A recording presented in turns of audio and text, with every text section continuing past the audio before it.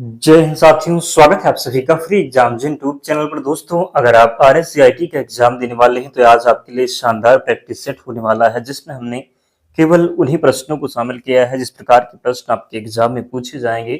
तो आपको सेशन में अंत तक बने रहना है और अंत में कमेंट करके अपना स्कोर जरूर बताना है। तो चलिए आज के सेशन को प्रारंभ करते हैं। उससे पहले अगर आप चैनल पर नए हैं तो चैनल को सब्सक्राइब करके बेल आइकन को जरूर प्रेस कर लें। पहला शानदार प्रश्न आपके स्क्रीन पर है, पूछा गया है कि कंप्यूटर का कौन सा भाग सभी निर्देशों को नियंत्रित करता है?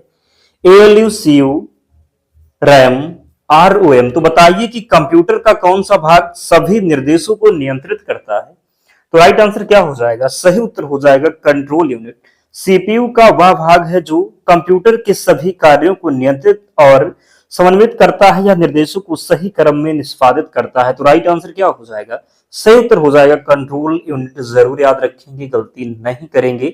दूसरा प्रश्न है, निम्न में से कौन सी प्राथमिक मेमोरी है? Hard disk, pen drive, RAM या फिर DVD? निम्नलिखित में से कौन सी प्राथमिक मेमोरी है? क्या है? तो निम्नलिखित में से कौन सी प्राथमिक मेमोरी है? तो राइट आंसर हो जाएगा क्या? तो याद रखेंगे, जो सही उत्तर होने वाला है क्या हो जाएगा? तो रैंडम एक्सेस मेमोरी। क्या होगा सही उत्तर? तो सही उत्तर हो जाएगा रैंडम एक्सेस मेमोरी। क्या है? तो ये प्राथमिक और अस्थायी मेमोरी है। कंप्यूटर बंद होने पर इसमें जो डेटा संग्रहित है ये मिट जाता है। तो गलती नहीं करेंगे, सही उत्तर रैम हो जाएगा। विंडोज में टास्क मैनेजर खोलने की शॉर्टकट कुंजी क्या है? Control plus shift plus ESC, control plus P, control plus S, Alt plus F4। तो बताइए कि विंडोज में टास्क मैनेजर खोलने की शॉर्टकट कुंजी क्या है? क्या हो जाएगा? तो राइट आंसर होगा control plus shift plus ESC। इसका सही उत्तर होगा। गलती नहीं करेंगे, जरूर याद रखेंगे। विंडोज में रिफ्रेश करने की शॉर्टकट कुंजी क्या है? F2, F5, F7, F10। Windows में रिफ्रेश करने की शॉर्टकट कुंजी क्या है? तो विंडोज में रिफ्रेश करने की शॉर्टकट कुंजी F5 हो जाएगा। विंडोज में F5 कुंजी का उपयोग स्क्रीन या फोल्डर को रिफ्रेश करने के लिए किया जाता है। तो राइट आंसर क्या हो जाएगा? सही उत्तर F5 हो जाएगा। दोस्तों, आप में से बहुत से ऐसे साथी हैं जिन्होंने अब तक वीडियो लाइक नहीं किया है। निवेदन है आप सभी से, जल्दी से वीडियो लाइक कर दीजिए और चैनल जरूर सब्सक्राइब करना है। PDF के लिए टेलीग्राम चैनल से जुड़ जाना, लिंक डिस्क्रिप्शन बॉक्स में है, या फिर आप टेलीग्राम पर जाएंगे और सर्च करेंगे फ्री एग्जाम जोन, आपको चैनल मिल जाएगा। ज्वाइन हो जाना, वहां पर आपको सारी PDF प्रोवाइड करवा दी जाएगी। तो अगला प्रश्न है, MS वर्ड में नया पेज खोलने के लिए किस कुंजी का प्रयोग किया जाता है? MS वर्ड में नया पेज खोलने के लिए किस कुंजी का प्रयोग किया जाता है? किसका किया जाता है? तो कंट्रोल प्लस इंटर हो जाएगा राइट आंसर। MS वर्ड में स्पेलिंग जांचने की कुंजी क्या है? F5, F7, F2, F12। तो स्पेलिंग जांचने की जो कुंजी हो जाएगा MS वर्ड में, स्पेलिंग जांचने की जो कुंजी है ये F7 है। क्या है? तो F7 इसका सही उत्तर होगा। निश्चित याद रखना है। एक्सेल में किसी सेल की सामग्री संपादित करने के लिए कौन सी कुंजी दबाते हैं? F1, F2, F5, F9। Excel में किसी सेल की सामग्री संपादित करने के लिए कौन सी कुंजी दबाते हैं? कौन सी कुंजी दबाते हैं? तो F2 दबाते हैं। क्या दबाते हैं? तो एक्सेल में किसी सेल की सामग्री स्थापित करने के लिए कौन सी कुंजी दबाते हैं? तो F2 दबाते हैं। एक्सेल में गिनती काउंट करने के लिए कौन सा फंक्शन प्रयोग किया जाता है? एक्सेल में गिनती काउंट करने के लिए कौन सा फंक्शन प्रयोग किया जाता है? तो राइट आंसर हो जाएगा काउंट होगा। क्या होगा? तो काउंट सही उत्तर हो जाएगा। पावर पॉइंट में प्रस्तुति को शुरू से चलाने की कुंजी क्या है? F5, ESC, F2, F8। तो पावर पॉइंट में प्रस्तुति को शुरू से चलाने की कुंजी क्या है? पावर पॉइंट में प्रस्तुति को शुरू से चलाने की जो कुंजी हो जाएगा ये F5 होगा। क्या होगा? तो पावर पॉइंट में F5 दबाने पर प्रस्तुति पहली स्लाइड से शुरू हो जाती है। तो क्या हो जाएगा? राइट आंसर F5 हो जाएगा। गलती नहीं करेंगे, जरूर याद रखेंगे। अगला है, पावर पॉइंट में वर्तमान स्लाइड से प्रस्तुत शुरू करने की कुंजी क्या है? Shift plus F5, control plus F5, Alt plus F5 या फिर F1। तो बताना है आपको कि पावर पॉइंट में वर्तमान स्लाइड से प्रस्तुति शुरू करने की कुंजी क्या है? क्या है? तो राइट आंसर इसका हो जाएगा शिफ्ट प्लस 5। क्या हो जाएगा? तो शिफ्ट प्लस 5 क्या हो जाएगा? तो शिफ्ट प्लस F5 इसका राइट आंसर होगा। इंटरनेट पर जानकारी देखने के लिए किस सॉफ्टवेयर का उपयोग किया जाता है? Browser, compiler, driver, antivirus. तो इंटरनेट पर जानकारी देखने के लिए किस सॉफ्टवेयर का प्रयोग किया जाता है? तो ये ब्राउजर का करेंगे। ब्राउजर वह सॉफ्टवेयर है जिसकी सहायता से इंटरनेट पर वेबसाइटों को खोलने और देखी जाती है। उदाहरण के लिए बात करेंगे तो क्रोम हो गया, फायरफॉक्स हो गया, ये सभी क्या हैं? तो ये सभी याद रखेंगे ब्राउजर है। क्या है? तो ब्राउजर है, गलती नहीं करेंगे। जीमेल किस प्रकार की सेवा है? Search engine, email service, operating system, spreadsheet. तो जीमेल किस प्रकार की सेवा है? जीमेल जो है ये किस प्रकार की सेवा है? तो जीमेल किस प्रकार की सेवा है? तो याद रखेंगे जीमेल है ईमेल सर्विस। क्या है? तो ईमेल सर्विस है। ईमेल भेजने से पहले प्राप्तकर्ता का पता किस बॉक्स में लिखा जाता है? Subject to CC BCC. Email भेजने से पहले प्राप्तकर्ता का पता किस बॉक्स में लिखा जाता है? तो ये टू हो जाएगा। क्या होगा?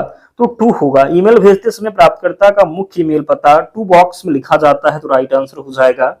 इंटरनेट से फाइल अपने कंप्यूटर में लाने की प्रक्रिया क्या कहलाती है? Upload, download, refresh, browser. तो इंटरनेट से फाइल अपने कंप्यूटर में लाने की प्रक्रिया क्या कहलाती है?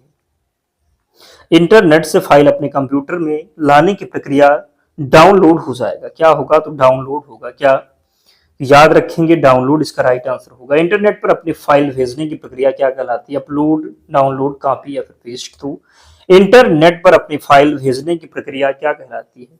अपनी फाइल भेजने की प्रक्रिया अपलोड हो जाएगा। अपने कंप्यूटर या मोबाइल से इंटरनेट पर फाइल भेजने की प्रक्रिया को अपलोड कहते हैं। क्या कहते हैं? तो राइट आंसर अपलोड हो जाएगा। अगला है, साइबर सिक्योरिटी का मुख्य उद्देश्य क्या है? डेटा और सिस्टम की सुरक्षा, गेम खेलना, वीडियो बनाना, टाइपिंग करना। तो साइबर सिक्योरिटी का मुख्य उद्देश्य क्या है? साइबर सिक्योरिटी का जो मुख्य उद्देश्य हो जाएगा ये डेटा और सिस्टम की सुरक्षा हो जाएगा। डेटा और सिस्टम की सुरक्षा क्या है? तो साइबर सिक्योरिटी का मुख्य उद्देश्य कंप्यूटर, मोबाइल नेटवर्क और डेटा को हैकिंग, वायरस तथा साइबर हमलों से सुरक्षित करता है। क्या हो जाएगा राइट आंसर? तो डेटा और सिस्टम की सुरक्षा हो जाएगा।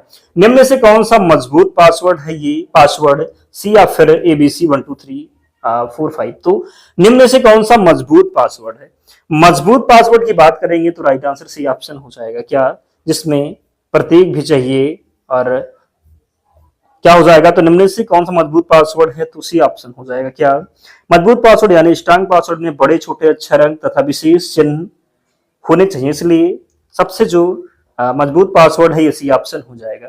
ओटीपी का उपयोग मुख्य रूप से किस लिए किया जाता है? सुरक्षित सत्यापन, फोटो एडिटिंग, गेम खेलने, फिर प्रिंटिंग। तो क्या होगा? ओटीपी का उपयोग मुख्य रूप से किस लिए किया जाता है? ओटीपी का प्रयोग किया जाता है सुरक्षा सत्यापन के लिए। किसके लिए? तो ओटीपी यानी वन टाइम पासवर्ड का उपयोग ऑनलाइन लेन देन, लॉगिन और पहचान सत्यापित करने के लिए किया जाता है। तो राइट आंसर हो जाएगा सुरक्षा सत्यापन। अगला है, भीम ऐप किस तकनीक पर आधारित है? UPI, Bluetooth, wifi, NFC। Bhim app किस तकनीक पर आधारित है? भीम ऐप की बात करेंगे तो ये यूपीआई हो जाएगा। भीम ऐप किस तकनीक पर आधारित है? यूपीआई हो जाएगा। भीम ऐप यूपीआई यानी यूनिफाइड पेमेंट इंटरफेस पर आधारित है और इसके माध्यम से तुरंत डिजिटल भुगतान किया जा सकता है। अगला है, राजस्थान में ऑनलाइन बिल जमा करने की सुविधा पोर्टल पर उपलब्ध है। किस पोर्टल पर उपलब्ध है? तो याद रखेंगे ई मित्र हो जाएगा। क्या? तो ई मित्र इसका राइट आंसर होगा। डिजिलॉकर में कौन सा दस्तावेज रखा जाता है? ड्राइविंग लाइसेंस, आधार, मार्कशीट या फिर उपरोक्त सभी। तो राइट आंसर होने वाला है ड्राइविंग लाइसेंस भी, आधार, मार्कशीट। तो राइट आंसर उपरोक्त सभी हो जाएगा। क्या होगा? तो उपरोक्त सभी हो जाएगा। निम्न में से कौन सा डिजिटल भुगतान का माध्यम है? यूपीआई, IMPS, NEFT, उपरोक्त सभी। निम्न में से कौन सा डिजिटल भुगतान का माध्यम है? डिजिटल भुगतान का माध्यम हो जाएगा उपरोक्त सभी। यूपीआई, IMPS और NEFT तीनों डिजिटल भुगतान के माध्यम है। इनका उपयोग ऑनलाइन धन हस्तांतरण के लिए किया जाता है। तो राइट आंसर उपरोक्त सभी हो जाएगा। कंप्यूटर वायरस का प्रभाव क्या हो सकता है? डेटा नष्ट होना, सिस्टम धीमा होना, फाइलें खराब होना, उपरोक्त सभी। तो कंप्यूटर वायरस का प्रभाव क्या हो सकता है? कंप्यूटर वायरस का प्रभाव क्या हो सकता है? तो डेटा नष्ट होना, क्या हो जाएगा? और सिस्टम धीमा होना, फाइलें खराब होना। तो राइट आंसर हो जाएगा उपरोक्त सभी। निम्न में से कौन सा एंटीवायरस सॉफ्टवेयर है? Quick Heal, Chrome, Excel Paint. तो निम्न में से कौन सा एंटीवायरस सॉफ्टवेयर है? एंटीवायरस सॉफ्टवेयर की बात करेंगे तो ये क्विक हील हो जाएगा। क्या होगा? तो क्विक हील हो जाएगा। क्विक हील एक प्रसिद्ध एंटीवायरस सॉफ्टवेयर है जो कंप्यूटर को वायरस और अन्य मालवेयर से सुरक्षित रखता है। तो राइट आंसर क्या हो जाएगा? क्विक हील हो जाएगा।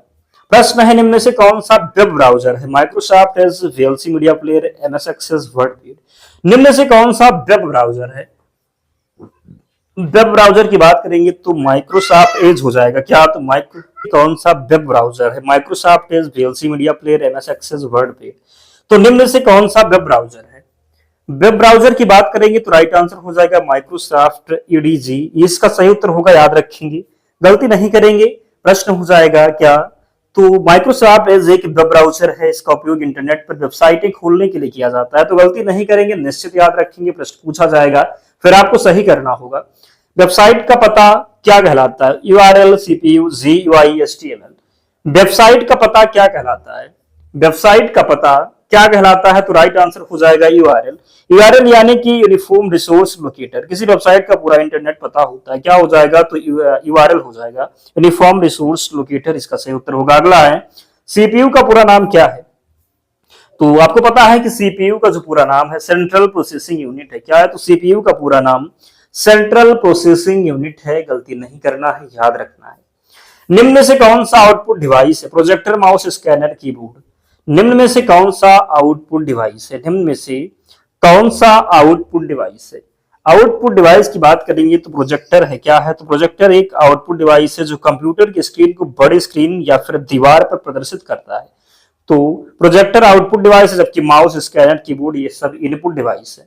कंप्यूटर में चित्र बनाने के लिए विंडोज का कौन सा प्रोग्राम उपयोग किया जाता है?